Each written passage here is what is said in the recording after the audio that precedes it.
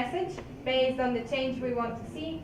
We'll try to think of which audience we want to target and how, and we'll go through the message mapping tool. So the second one, well, you will see more in detail.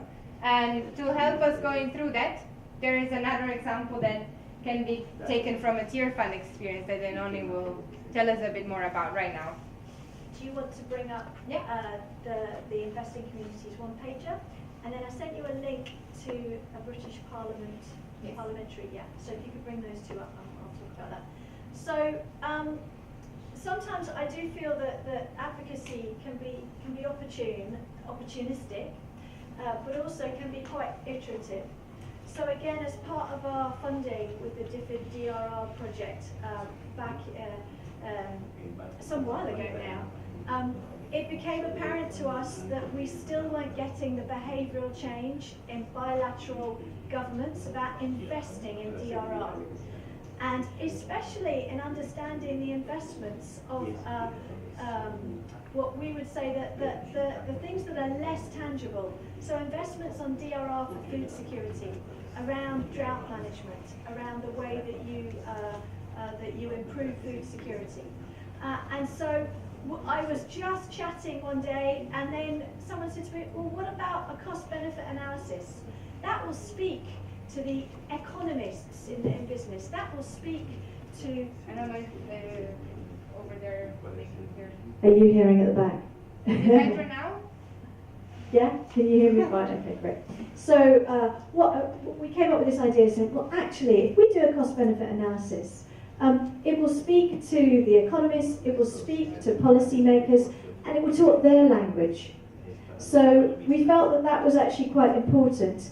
And there was a small underspend in this project.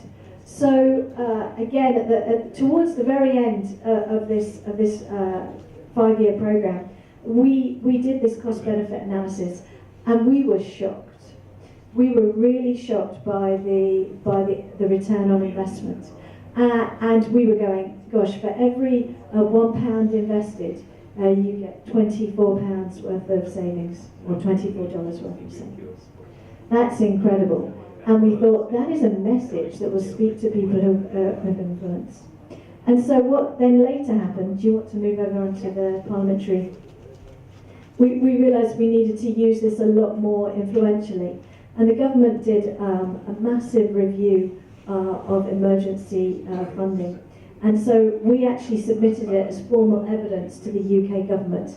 Now, a lot of NGOs submitted their evidence about what they had seen or done in terms of implementing UK aid across the board, but it's actually only our piece that actually got quoted. And that's because we actually spoke the language, and we actually said something that actually meant something to parliamentarians, and actually meant something to, and actually became quite tangible and accessible. So that message is also about, you need to make sure that it actually speaks the language what they want.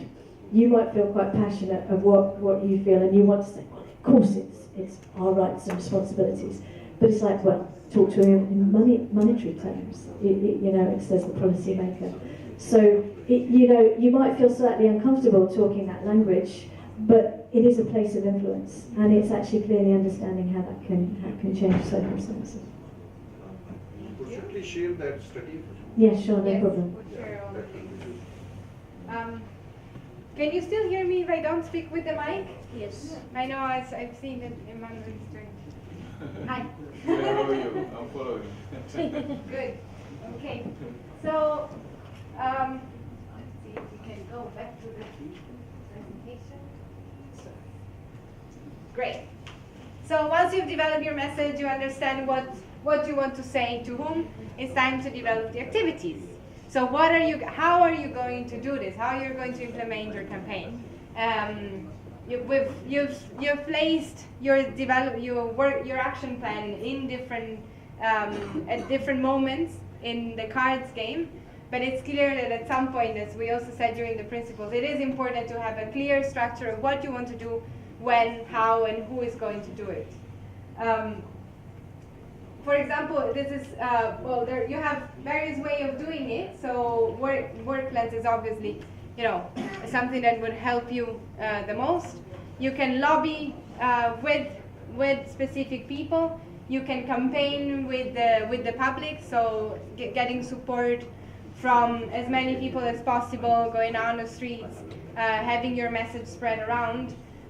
You can work on policy papers, so drafting policies that then you want to see adopted by the government, which is the example of GRACE.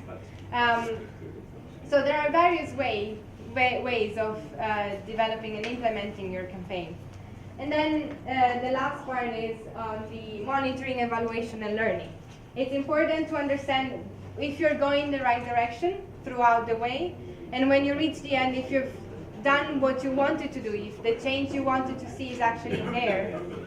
And then think a bit and reflect on how things went. What was great about it? What was not so great?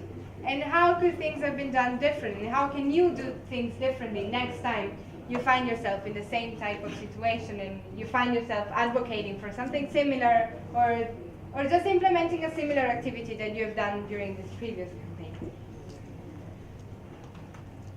Maybe you can pause a little bit here, see if you have any questions on this. The next part of the session would be a short exercise on putting together a basic campaign. So we go through the theory of change, and the message development, and the activity planning. We cannot do monitoring and evaluation and learning because we're not actually implementing the campaign, but we're just planning a little bit of it. We have some 20 minutes left, so I'm quite confident that we won't be able to do all the steps we wanted to, but I think it's still nice to have a bit of a reflection. And we've started with an issue which results from some findings of VFL, the previous VFL, but you also feel free to customize it to your own issues. So for example, if you go through the same advocacy issues that you're working on right now, you might already have everything pre-filled, so that might not help in thinking through something new. Or it might help in identifying new ways of doing things or new activities to develop.